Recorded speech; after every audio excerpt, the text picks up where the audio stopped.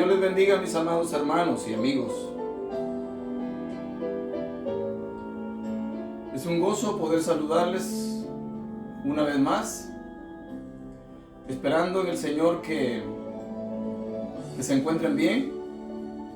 Agradezco al Señor por la oportunidad que me concede de poder presentarme delante de ustedes este último día del mes de mayo.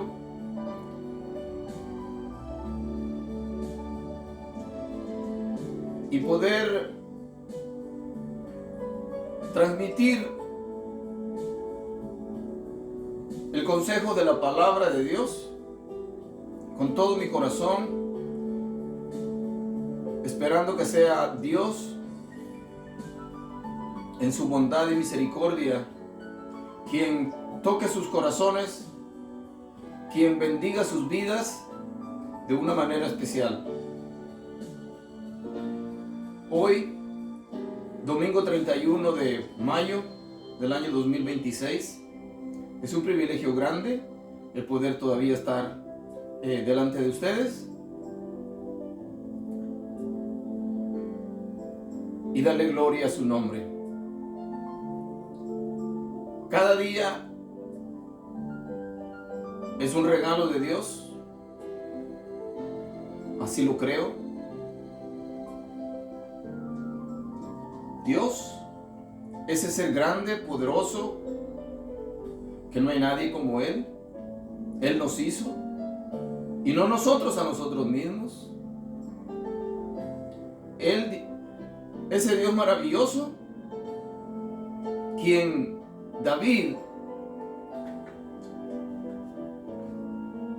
de quien David habla por experiencia propia y dice: aunque mi padre y mi madre me dejaren, con todo Jehová me recogerá. En esta vida en la que vivimos, nos dejan los hijos, los padres, los hermanos en la carne, los amigos. Aquellos amigos que considerábamos como hermanos se van. No dicen ni adiós algunas veces. Los hermanos en la fe nos dejan. Al igual que nosotros dejamos a nuestros padres, dejamos a nuestros hijos, a nuestros hermanos en la carne y también a nuestros hermanos en la fe. Todos nosotros somos falibles.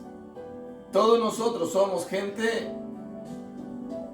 Nos escudamos siempre, somos seres humanos. Bueno, eso somos. Y en nuestra humanidad, porque no somos divinos, divino solo Dios. En nuestra humanidad somos capaces de hacer cosas grandes, hermosas, de mucho beneficio para los demás, pero también somos capaces de hacer cosas muy feas. Somos capaces de hacer mucho daño. Somos capaces de ofender, de herir, de lastimar con nuestras palabras, con nuestras manos, con nuestros hechos. El único que permanece fiel es Dios. El único que no cambia es Dios.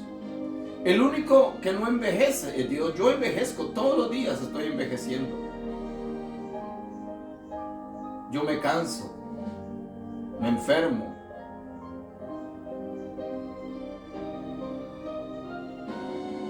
Tengo un carácter cambiante. En un momento estoy feliz, al rato estoy triste, enojado.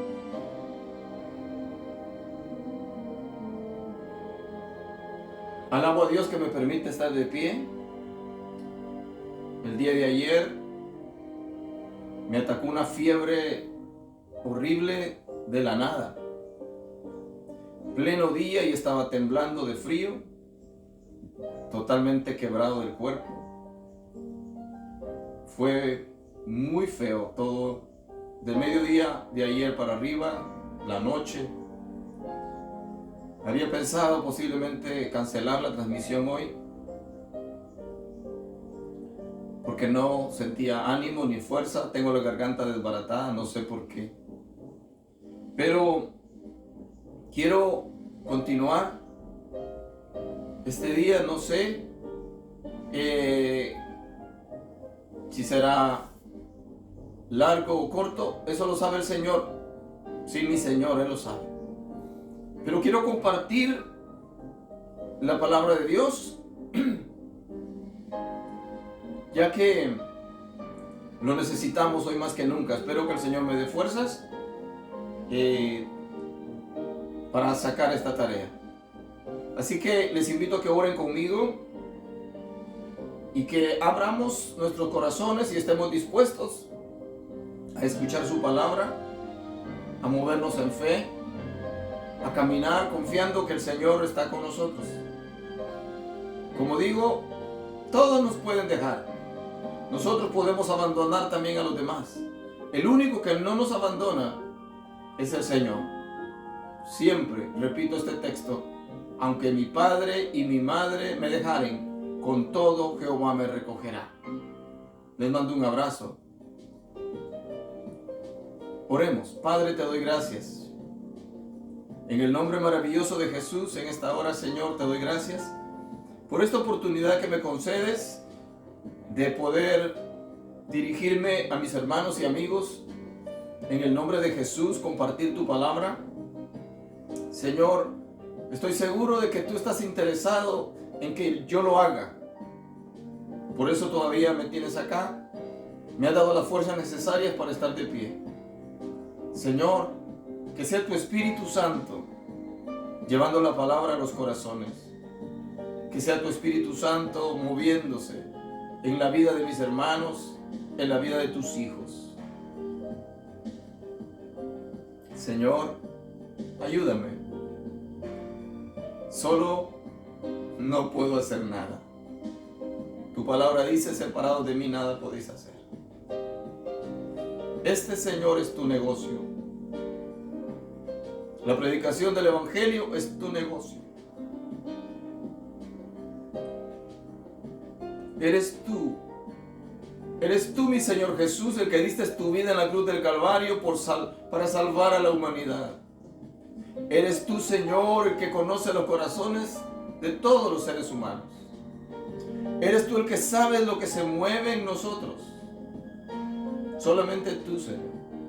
Nosotros vemos caras, rostros, movimientos, acciones, pero tú escudriñas los corazones, las mentes. Y por eso, Señor, en esta hora te doy gracias, porque gracias a que tú conoces mi corazón, me fortaleces. Ayúdame, Señor, bendice a todos los que se van a estar conectando en este día y a los que a través del tiempo escucharán esta palabra. Todo te lo pido en el nombre de Jesús. Amén y amén. Gloria a Dios. Voy a ir directamente a la palabra del Señor en esta hora. Si usted tiene su Biblia a la mano, léala conmigo. El pasaje bíblico que tenemos para este día, para el tema Dios recompensa al dador alegre. Ese es el tema de hoy: Dios recompensa al dador alegre.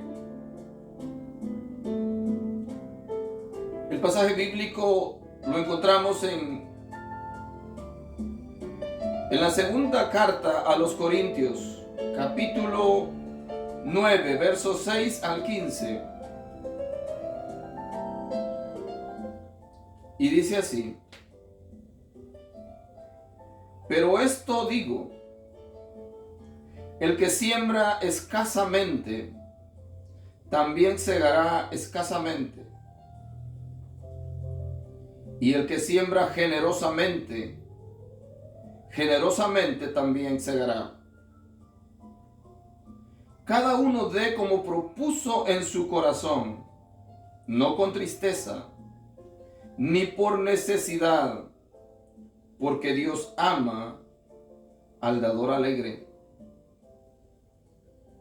Y poderoso es Dios para hacer que abunde en vosotros toda gracia, a fin de que teniendo siempre en todas las cosas todo lo suficiente, abundéis para toda buena obra. Como está escrito, repartió, dio a los pobres. Su justicia permanece para siempre. Y el que da semilla al que siembra y pan al que come, proveerá y multiplicará vuestra sementera y aumentará los frutos de vuestra justicia,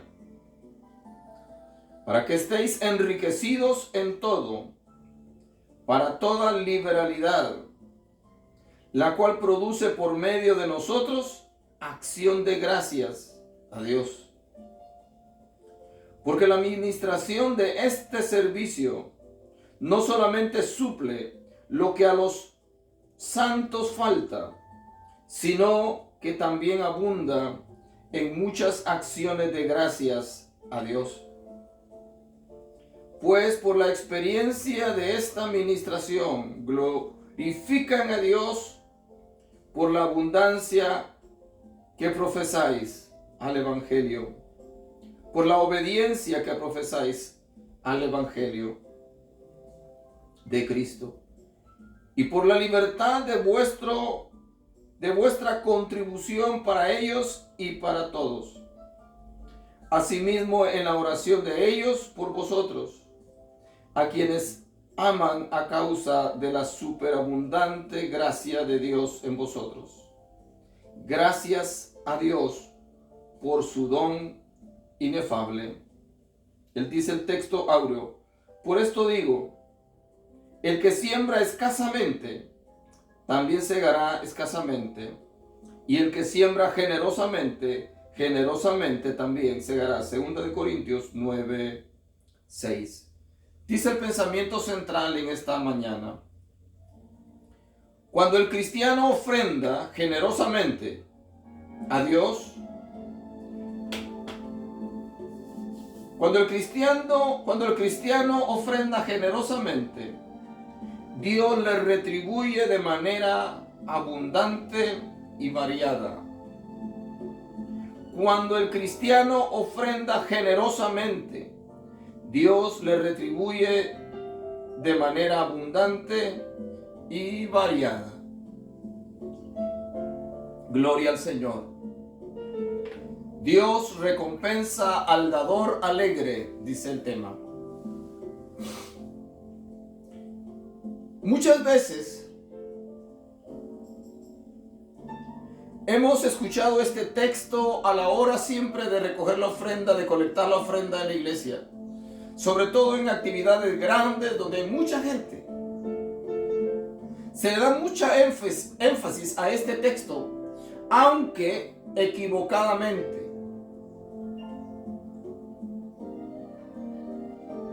Porque el texto en realidad dice: Dios ama al dador alegre. Pero nosotros lo usamos al revés y decimos: Dios bendice al dador alegre. Queriendo inculcar en la mente del que va a ofrendar eso de yo doy $1 y Dios me va a bendecir con 2 o con 3 o con 5 o con 100. Eso va a sugestionar la gente. Y utilizamos la frase porque Dios dice en su palabra: Dios bendice al dador alegre. Y por supuesto que Dios lo bendice. Nadie está negando que Dios no bendice a sus hijos. Pero cuando utilizamos esta palabra y en vez de decir correctamente Dios ama al dador alegre y usamos el Dios bendice al dador alegre, estamos cambiando el sentido de la palabra y estamos así motivando a la gente a que dé con el propósito, con el interés de ser bendecido económicamente de regreso. Pero cuando la Biblia dice Dios ama al dador alegre, ahí está encerrado todo el paquete. En el amor de Dios, en ese amor profundo, en ese amor completo, ahí se encierra nuestra salud, nuestra vida, nuestros hijos, nuestros padres, nuestros hermanos, el techo que nos cubre, el vestido que nos viste, la comida que nos alimenta, etcétera, etcétera. Dios ama al dador alegre. Porque cuando hablamos de dar, no solamente tenemos que enfocarnos en lo económico. No solamente tenemos que enfocarnos en cuánta ofrenda doy, cuántos diezmos doy. No. En el dar, ahí se encierra el tiempo que dedico a ayudar a los demás. El tiempo que dedico a la obra de Dios. El amor con el que lo hago. La atención con lo que lo hago. El propósito grande que llevo al hacer las cosas para la gloria de Dios. El dar va más allá de lo económico. Muchas veces 5 minutos de tiempo, 1 hora, media hora de tiempo que yo dedique al necesitado, a consolarlo, a animarlo, vale más que 100 o 1000 dólares.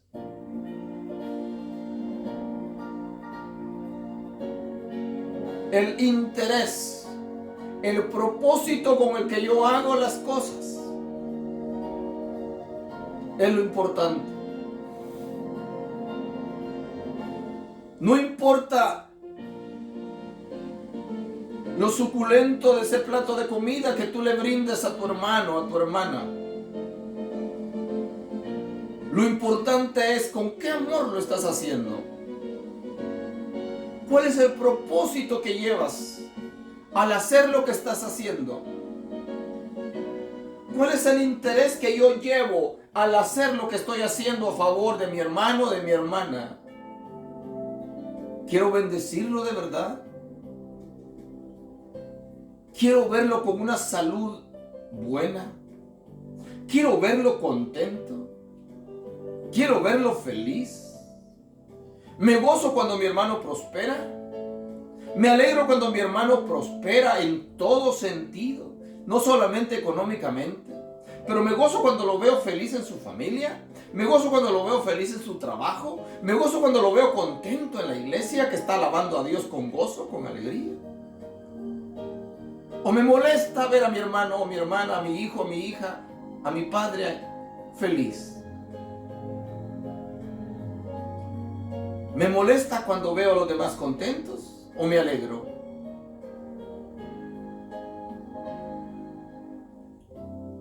Gloria al nombre maravilloso de Jesús en esta preciosa mañana. Ayer me sentía destruido, literalmente sin fuerzas, en pleno calor y yo temblaba de frío, en pleno calor y tuve que poner el calentón en el carro, en pleno calor y vine a mi casa y tuve que subir la temperatura de mi casa. Así somos nosotros, de volubles, de cambiantes, mis hermanos. ¿O será que solamente yo soy así? ¿Será que solamente yo soy débil? ¿Será que solamente yo me enfermo? ¿Será que solamente yo me angustio con las penas de la vida? ¿O tú también?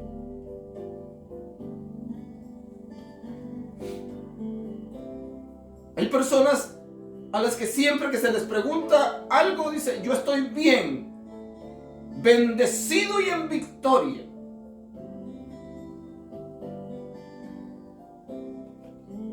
Y parece que nada les ocurre, pero eso es falso. Eso es falso.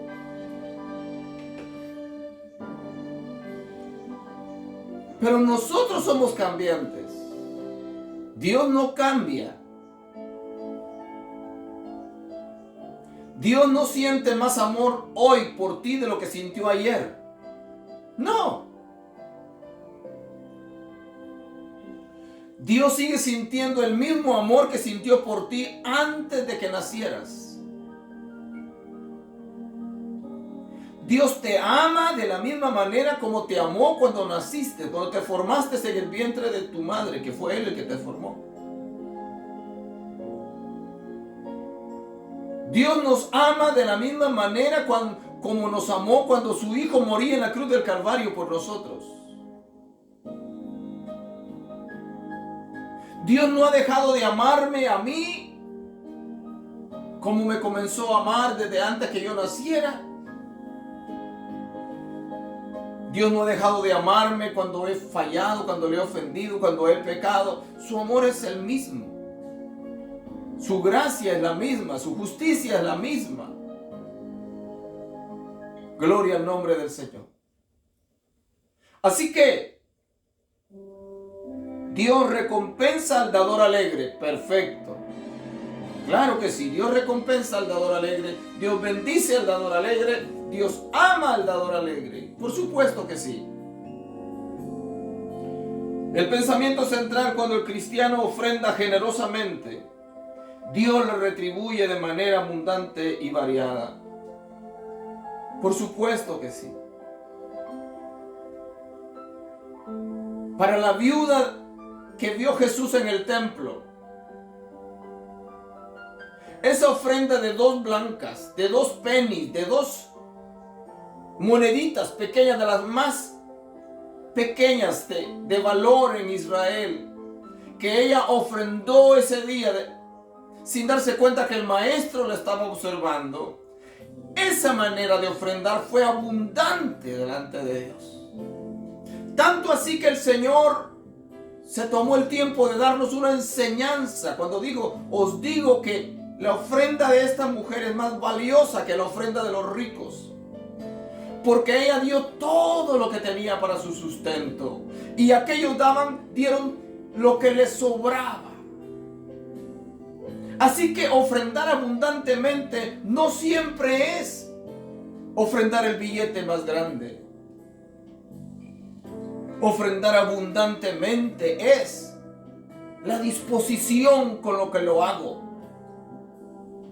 el amor con el que lo estoy haciendo, la entrega, la gracia, el deseo, el propósito.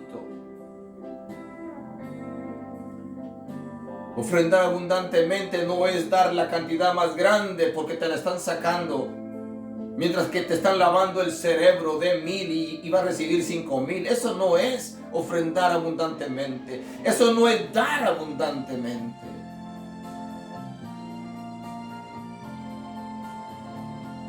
Muchas veces el que está promoviendo la ofrenda es un astuto promotor.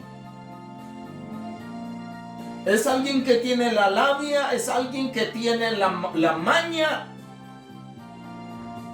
de meter su mano con sus palabras a tu bolsa, sacar la billetera y abrirla y sacar el billete más grande. Eso es pecado. Y la persona que ofrendó bastante se va pensando que lo que dio a la vuelta de la esquina, Dios tiene que devolvérselo multiplicado. Pero en el Evangelio las cosas no funcionan así. Las cosas no funcionan así en el Evangelio. En el verdadero Evangelio las cosas no funcionan así. Gloria al Señor.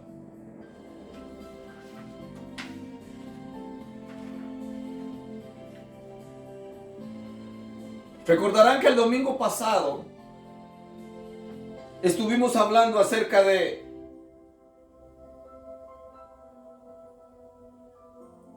el cristiano debe ser generoso.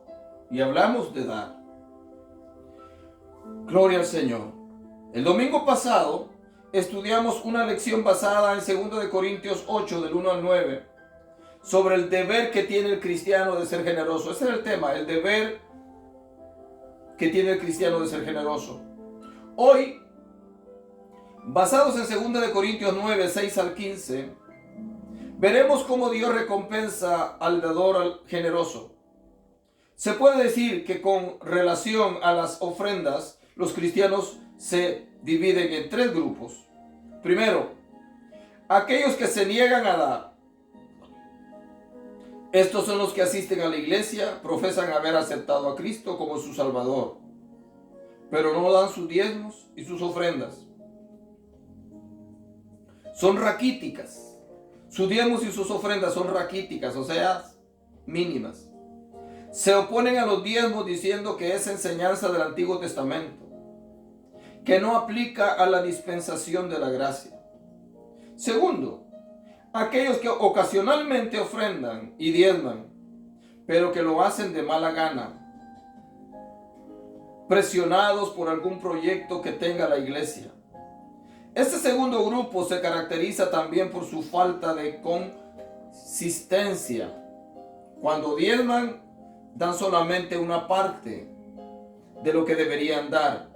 Su manera de hacerlo es calculadora y reticente. Esto es incompleta y un tanto sospechosa. Los tales piensan mucho en lo que van a dar. Tercero, están los generosos, aquellos que lo hacen con alegría, con verdadero placer.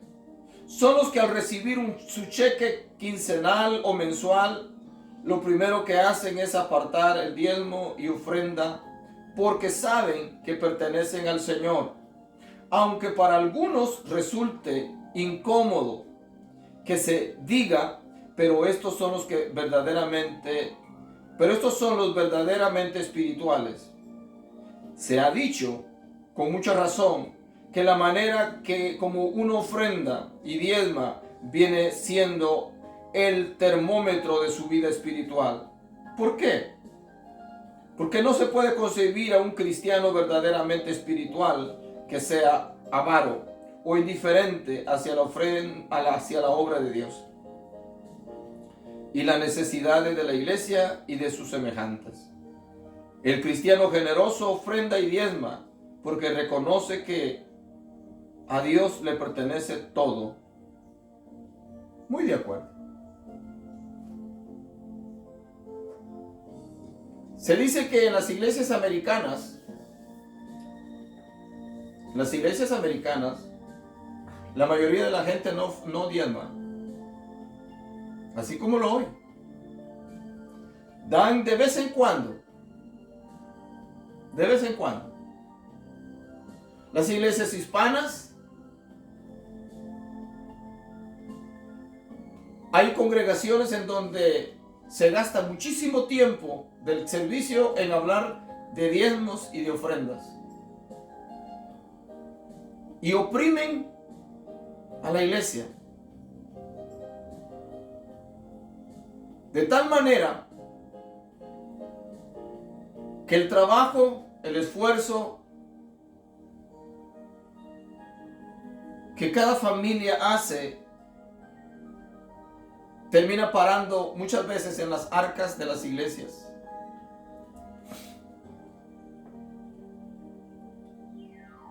En lo personal he trabajado con muchas organizaciones cristianas.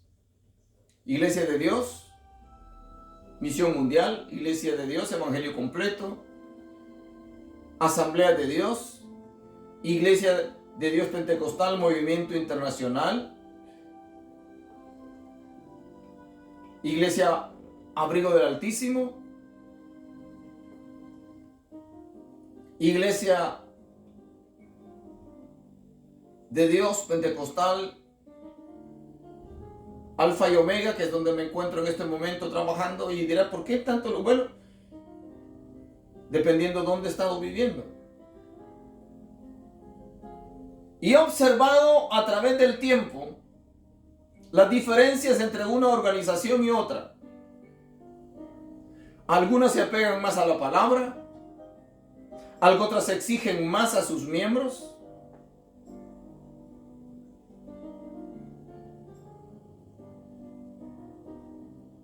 Unas enseñan unas cosas, otras. Pero estas organizaciones en las cuales he estado, la mayoría mantienen un nivel de doctrina bíblico bueno. Pero he observado a través del tiempo personajes en organizaciones que lo que más buscan es el dinero de sus feligreses. Ellos quieren vivir, no diría como reyes, pero sí como personas de mucho dinero. Ellos manejan los mejores carros, ellos visten de etiqueta, viven en tremendas casas, a costa de los miembros, a costa de los cristianos. Eso es pecado. La Biblia es clara cuando dice que el obrero es digno de su salario. De su salario. Pero no que abuse. Nos hemos quejado a través del tiempo de la opulencia del papado romano.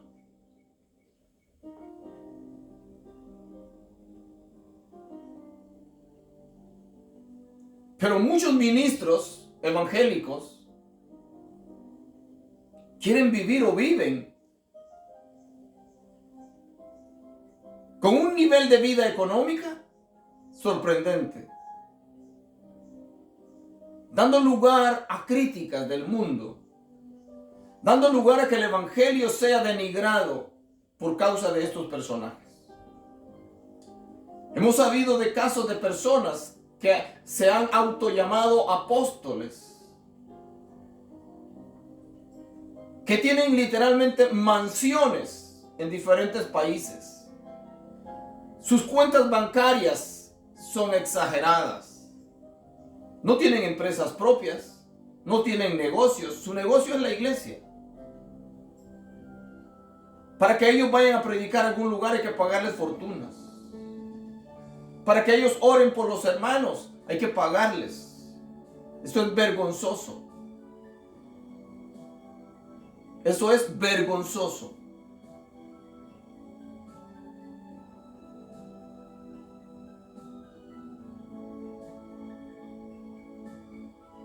Si tú eres capaz, como ministro, de exigirle a tus miembros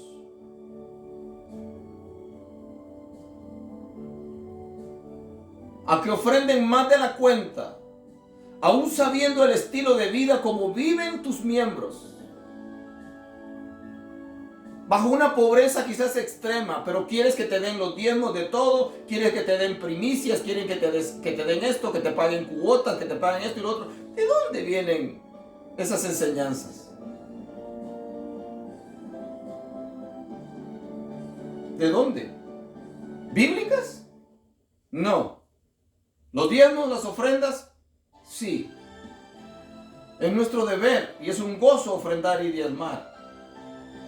Si tienes fe, si sabes que todo lo que tienes le pertenece a Dios, ofrendas y diezmas con gozo, con alegría. No esperando recibir el doble, el triple de lo que estás dando. Porque sabes que la obra de Dios camina a través de la economía. También. Pero como siervo de Dios no puedes estarle exigiendo a los demás más y más y más. Eso hacían los fariseos. Eso hacían los sacerdotes en el templo, los saduceos, que cobraban por todo. Eran los sacerdotes, los saduceos, los que en el templo de Herodes en Jerusalén estaban a cargo del negocio de la venta de ovejas, del cambio de dinero. Por eso odiaban a Jesús. Porque les llegó a arruinar su negocio cuando les tumbó las mesas. Cuando les dijo que su casa era casa de oración y ellos la habían convertido en cueva de ladrones. Hay personas que literalmente han hecho del evangelio su modo de vida. ¿No están preocupados por la salvación de la gente? ¿No están preocupados por la vida espiritual de sus feligreses? No, esos son asalariados y el Señor lo dijo. El asalariado, dijo el Señor, ve a venir al lobo y se va. Porque es asalariado, deja que el lobo destruya las ovejas. El asalariado no defiende a sus ovejas. Pero el buen pastor, el pastor verdadero, da su vida por las ovejas, se enfrenta, defiende a sus ovejas.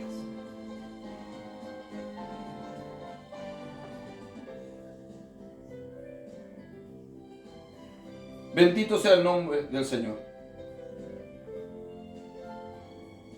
Tercero, están los generosos. Aquellos que lo hacen con alegría, con verdadero placer. Son los que al recibir su cheque quincenal, mensual o mensual, lo primero que hacen es apartar el diezmo y ofrenda porque saben que pertenecen al Señor. Aunque para algunos resulte incómodo que se diga, pero estos son los verdaderamente espirituales. Se ha dicho con mucha razón que la manera como uno ofrenda y diezma viene siendo el termómetro de su vida espiritual. ¿Por qué?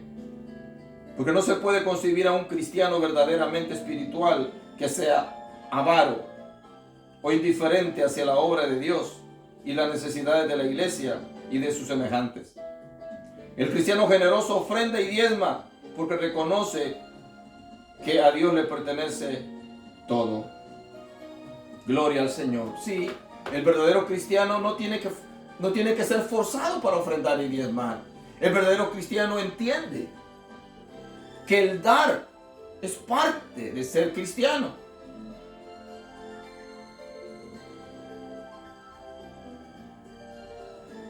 Que el dar es una bendición.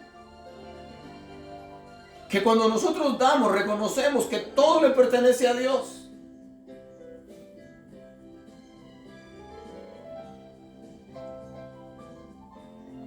Y que no nos podemos mover por nuestras propias fuerzas. Cuando nos enfermamos, acudimos a la medicina, pero acudimos a Dios a pedir misericordia, ayuda. ¿Qué hacemos cuando estamos enfermos? Nada, no podemos hacer nada, perdemos las fuerzas.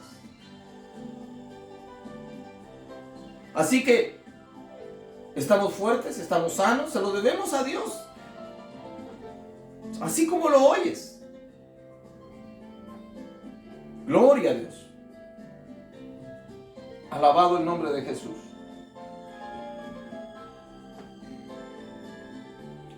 Al dador alegre. Alegre es la traducción de hilaros, que significa gozoso, alegre, presto a hacer las cosas. De esta palabra se originan el nombre propio hilario y el sustantivo hilaridad, risa, algazara, alegría. En nuestro pasaje el apóstol continúa el tema que empezara en el capítulo 8, verso 1, sobre la ofrenda para los hermanos de Judea. Por los versículos del 1 al 5, 1, se informa que los corintios habían tomado con mucha seriedad la necesidad en que se encontraban los hermanos de Palestina.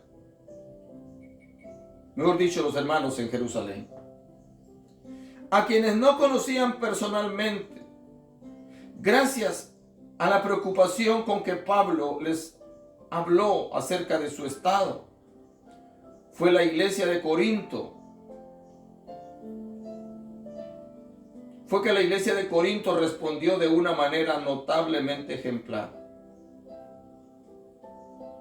Veamos cómo lo hizo. Primero, consideraron su ofrenda como un ministerio. Pablo les dice en el verso 1, en cuanto a la ministración para los santos, la palabra ministración es la traducción de diaconía, que además de servicio significa ministerio. La ofrenda que los corintios y macedonios habían levantado para ayudar a los hermanos judíos era un ministerio. No era simplemente una contribución, una ayuda social. Era el ejercicio de un ministerio que Dios había puesto en las iglesias. Segundo, era un ministerio ejercido con buena voluntad. En el verso 2, Pablo les dice, pues conozco vuestra buena voluntad. La espontaneidad, disposición de dar de parte de los cristianos era tan notable.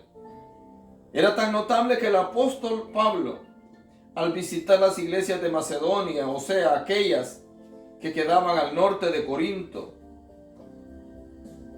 les comentaba con qué ánimo dispuesto estaban dando los corintios para la causa ya mencionada. Cuando hay buena voluntad, hay liberalidad, alegría, paz, salud emocional y mucho entusiasmo. Tercero, lo hicieron con un año de anticipación. En el verso 2, el apóstol añade, Acaya está preparada para el año pasado. Estaba preparada desde el año pasado. Qué hermoso ejemplo. Esto significa que desde el primer momento que fueron informados de la necesidad que tenían los hermanos en Judea, se dedicaron a contribuir liberalmente. El texto implica dos cosas: que inmediatamente que oyeron de la situación se movilizaron con rapidez, juntando bastante, pero no se conformaron con lo que habían recaudado, sino que lo siguieron haciendo hasta llegar al apóstol, hasta que llegara el apóstol y sus acompañantes. 4.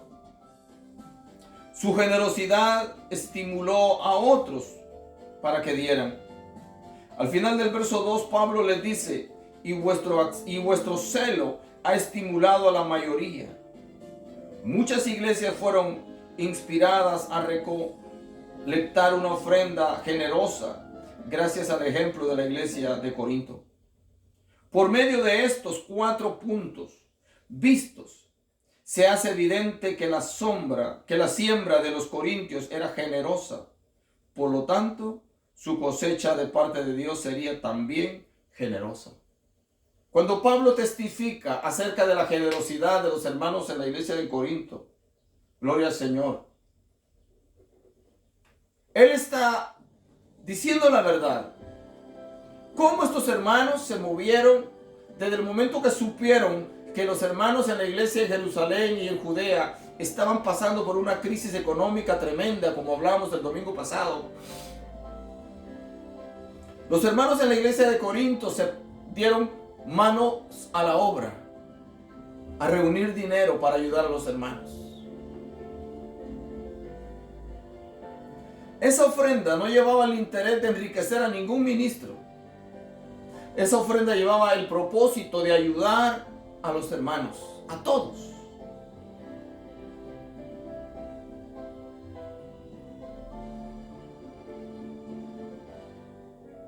Mis amados hermanos,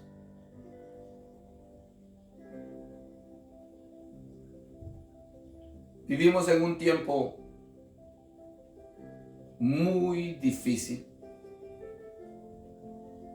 Nadie lo puede negar, aunque hay muchas personas en las congregaciones en este tiempo no quieren ver los acontecimientos, no quieren ver las noticias, no quieren darse cuenta que el tiempo se está terminando, literalmente se está terminando.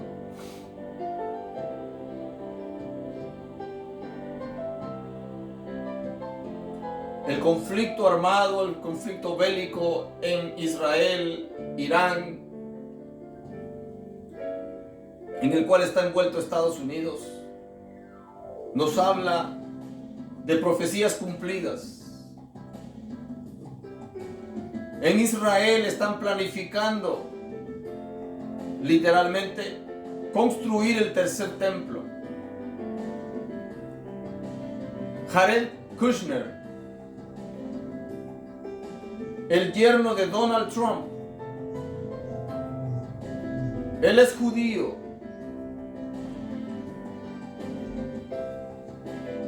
En compañía de otros políticos de alto nivel en Estados Unidos, están haciendo proyectos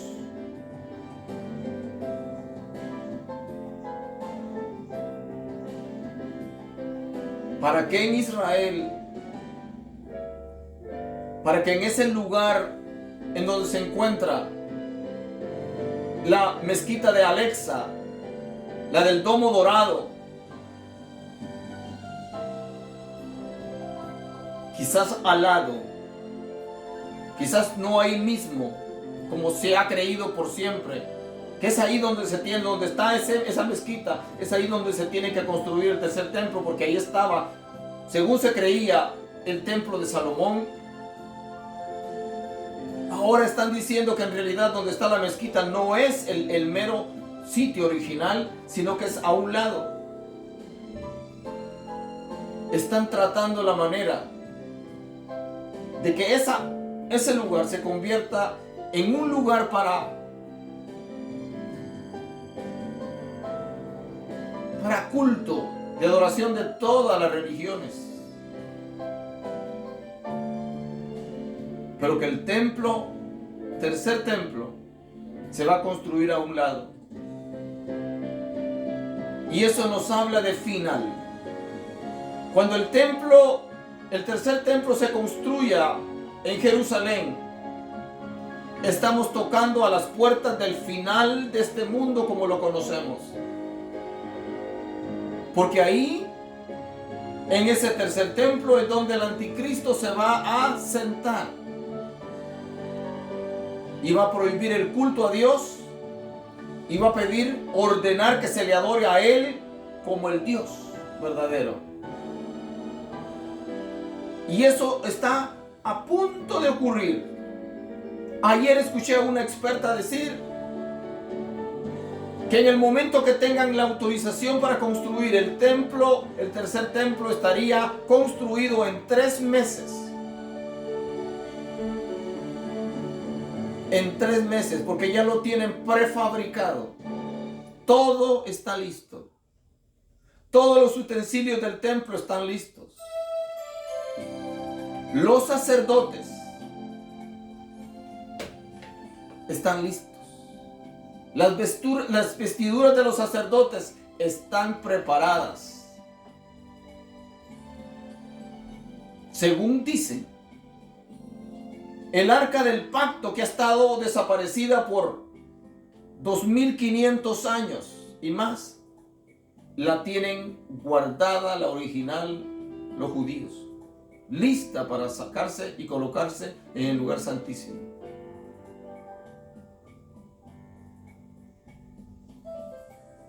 Todo está cumpliéndose al nivel espiritual, al nivel de la palabra de Dios. Pero hay una gran parte de la iglesia que está como el avestruz, con la cabeza metida en la arena. No quieren ver. Piensan que, como hacíamos de niños, que cuando oíamos algún ruido, pensábamos que con taparnos de pies a cabeza nada iba a pasar.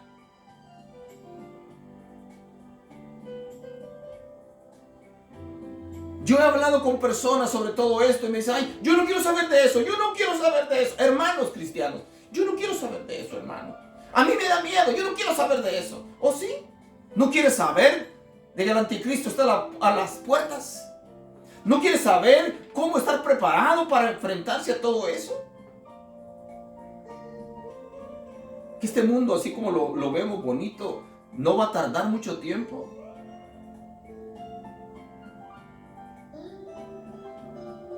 Preferimos pensar que la vida va a continuar así, trabajando, ganando dinero, comiendo, casándonos y dándonos en casamiento. Como dijo el Señor que iba a estar el mundo para cuando Él viniera, como en los días de Noé.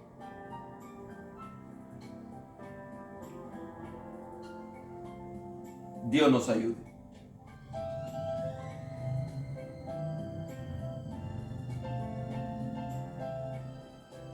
Bendito es el nombre del Señor.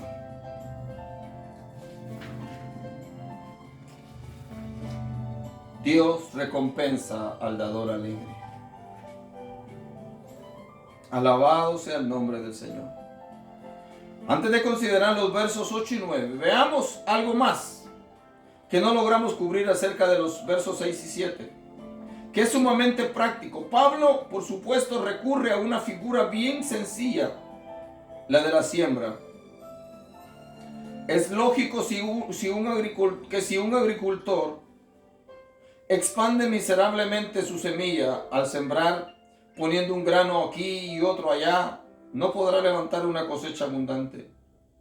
No importa cuán buena sea la tierra y qué bien se la cultive, riegue, abone. y se le quiten las malezas. Dará en proporción a lo que a ella se le haya dado en términos de semilla. Así es también con lo que se da para la obra de Dios. Se recibe en proporción a lo que uno dio. El apóstol Pablo está a punto.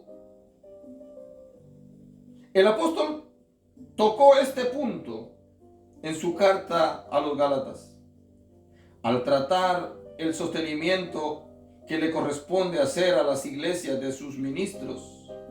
Gálatas 6, 7 y 9.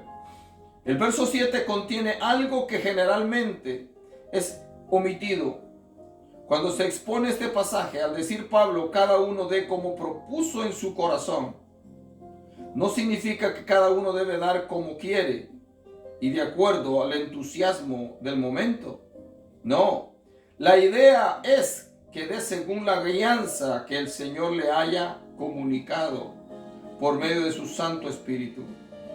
Quien ofrenda menos de lo que Dios indica, peca, porque está desobedeciendo lo que Dios le ordena directamente. Hay un punto muy importante en el verso 8, y es que Pablo no solamente asocia a Dios con lo que uno debe dar, sino también con la cosecha que uno va a recibir. En los dos extremos del espectro de la ofrenda se encuentra Dios.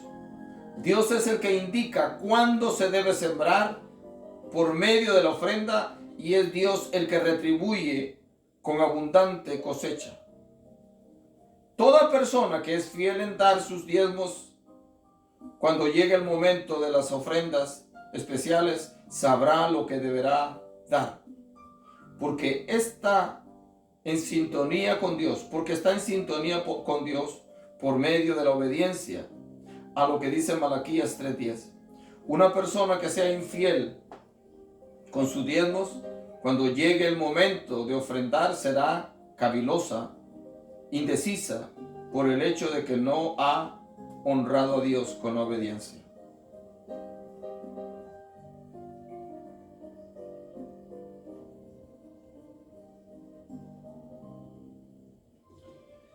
El verso 9 contiene 4 asuntos en los cuales Pablo deseaba que pensaran los cristianos en Corinto. Primero, Dios es el que da semilla al que siembra.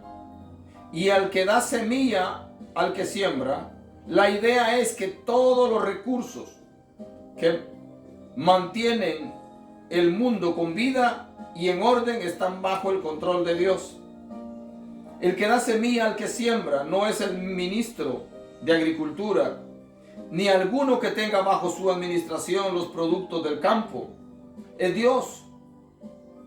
Véase Hechos capítulo 17, verso 25, Santiago 1:17, Primera de Crónicas 29, 21. Segundo, Dios da pan al que come y pan al que come. Una de las lecciones que Dios le dio a su pueblo durante el éxodo de Egipto a la tierra prometida fue que para las necesidades más básicas y elementales se tiene que depender de Él.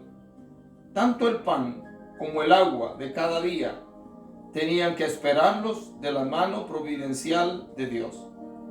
Por eso fue que el Señor nos enseñó a orar: el pan nuestro de cada día, dánoslo hoy, Mateo 6:11. Tercero, Dios provee y multiplica nuestra sementera. Proveerá y multiplicará vuestra sementera. Aunque Pablo está usando lenguaje agrícola, por la probable razón de que muchos de los corintios dependían del campo para su subsistencia. La misma verdad aplica a todos los oficios y profesiones a los cuales se dedique el cristiano, independientemente de cuál sea el trabajo que desempeña. Desde la más modesta tarea en el campo hasta la más prestigiosa de un distinguido profesional, Dios promete bendecir su labor en recompensa a su generosidad. Cuarto, Dios aumentará los frutos de justicia aumentará los frutos de vuestra justicia por causa de la buena voluntad puesta en acción. El cristiano permite que Dios produzca en él aquellos frutos que él desea que tenga. Frutos de justicia son aquellos de los cuales habló el Señor en Juan 15, los cuales glorifican a Dios y prueban que estamos adheridos a la vid en Cristo. Gloria al Señor. Mis hermanos, dar generosamente debe ser el estilo de vida de los cristianos. Gloria al Señor. Se me olvidó pedirles que le dieran compartir a esta transmisión y comentar. Denle like. Gloria al Señor. El cristiano debe de dar generosamente para lo que sea justo. Acuérdense bien eso. No dé a diestra y a siniestra en la congregación o en todos lados simplemente porque quiere dar y después quedarse sin comer ustedes y dejar a su familia sin comer. No, seamos sabios. Seamos sabios, hermano. Demos abundantemente para lo que es justo, para los proyectos que son de Dios, no para caprichos de nadie. No. No se vaya a endeudar para darle a la obra de Dios. Si usted no tiene, no dé. Así como lo oye. No vaya a endeudarse, no vaya a empeñar su casa, no vaya a empeñar sus cosas para dar. Porque usted va a dar de lo que Dios ya le dio. He escuchado tantas sandeces, he escuchado tantas cosas raras de hombres, supuestamente de Dios. Sí, gente que se atrevió a decir, tráigame su televisión, tráigame su VCR, antes que había VCR, tráigame su refrigerador, aquí lo vendemos. ¿O sí? ¡Qué sinvergüenzas! ¿Se atreven a dejar a esa familia hasta sin refrigerador? ¿Hasta sin estufa? ¿Para complacer sus gustos? Tráigame las escrituras de su casa. ¿O sí? ¿Es eso cristiano, dejar a un hermano sin casa? Usted sea prudente, hermano. Sea sabio. No haga locuras en la emoción, en el emocionalismo, de oír a gente que son expertos en labia, en palabreríos. Y después se queda diciendo, ¿y ahora qué? ¿Cómo lo voy a hacer?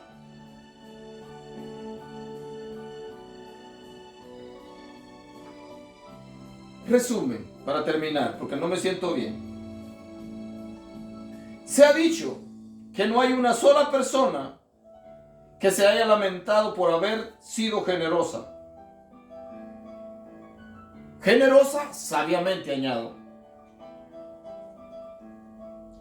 La experiencia nos dice que nadie que haya dado con amor y convicción, ¿se da cuenta? Y convicción, sus diezmos y ofrendas a Dios, se haya arrepentido después de haberlo hecho. Aquellas personas que durante años le han dado a Dios con alegría pueden testificar de la manera notable en que el Señor ha remunerado con creces lo que dieron. Si el Señor no prosperara en abundancia y de diferentes maneras a sus hijos que le demuestran fidelidad y obediencia por medio del pago de sus diezmos y la entrega liberal de sus ofrendas, se contradeciría a sí mismo. ¿Por qué? Porque en muchísimos pasajes de su palabra ha prometido bendecir al dador alegre. Salomón dijo, el alma generosa será prosperada, Proverbios 11:25. También dijo, como ya vimos, honra a Jehová con tus bienes y con las primicias de todos tus frutos, y serán llenos tus lagares, tus graneros con abundancia, y tus lagares rebosarán de mosto. Proverbios 3, 9 y 10. Algo que con frecuencia omiten muchos cristianos es que llegará un día en que todos daremos cuenta a Dios de nuestra mayordomía.